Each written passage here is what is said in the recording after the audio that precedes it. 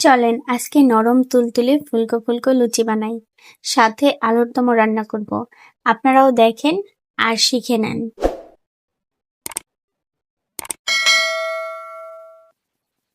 প্রথমে লুচি বানাবো। লুচি বানানোর জন্য প্রথমে আমি একটা বোলের ভিতরে ময়দা নিব। আমি এখানে মোট 2.5 কাপ পরিমাণ ময়দা নিয়েছি। এরপর এখানে স্বাদ মতো লবণ দিয়ে দিচ্ছি। আমি এখানে 1.5 চা চামচ পরিমাণ লবণ দিয়েছি।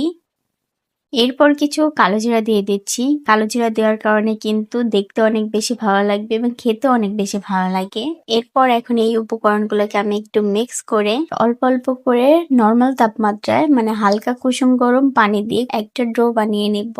বেশি নরমও হবে না, বেশি শক্তও হবে না। আর এখানে কিন্তু কুসুম গরম পানি দিতে হবে, না হলে লুচিটা কিন্তু নরম হবে না। উপর দিয়ে একটু তেল লাগিয়ে রেখে দিব কিছুক্ষণ, 5 মিনিট মতো।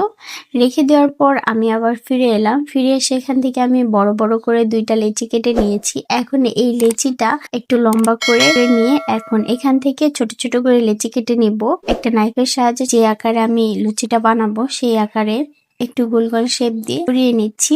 আরেকটা আছে, সেটাও আমি এরকম গোল করে শেপ দিয়ে ছোট ছোট করে লেচি কেটে নিব। এখন এগুলোও আমি গোল গোল করে ময়দা ছিটিয়ে নিয়ে সরিয়ে নিচ্ছি। একটার গায়ে একটা লেগে যেতে পারে, এই কারণে আমি একটু ময়দা ছিটিয়ে নিলাম। এখন এখান থেকে আমি একটা একটা করে লেচি নিয়ে ছোট ছোট করে লুচি বানিয়ে নিব।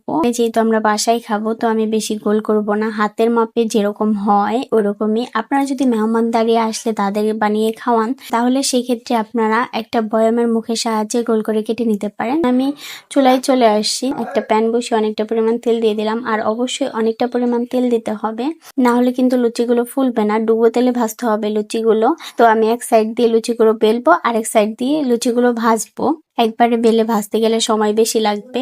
তো দেখুন এটা মাঝখান থেকে একটু লিক হয়ে গেছিল, এ কারণে ফুলে নাই। আর তেলটাও বেশি গরম হয়েছিল না। তো দেখুন এখন আমি আরেকটা দিয়ে দিচ্ছি। দেখুন এটা আস্তে আস্তে কত সুন্দর ফুলে উঠতেছে। এখন আমি একটা একটা করে তেলের ভিতরে ভেজে নিব। আর ভাজার সময় ওপর থেকে একটু তেল এভাবে করে চামচের সাহায্যে তেলটা দিয়ে দিবেন, তাই সুন্দর ফুলে উঠবে লুচিগুলো। তো দেখুন এর মাঝে কতগুলো ভেজে নেওয়া হয়ে গেছে। সেম ভাবে এখন আমি সবগুলো লুচি ভেজে নিব। তো যখন লুচি ভাজবেন তখন খুন্তির সাহায্যে এরকম চামচ বা যেটার সাহায্যেই হোক না কেন উপর দিয়ে একটু তেল দিয়ে দিবেন, তাই দেখবেন খুবই সুন্দরভাবে ফুলে উঠতেছে। উপর পর্যন্ত যেহেতু তেলটা থাকে না তো ফুলে ওঠার চান্সও থাকে না। উপর দিয়ে তেলটা দিয়ে দিলে কিন্তু খুবই সুন্দরভাবে ফুলে ওঠে।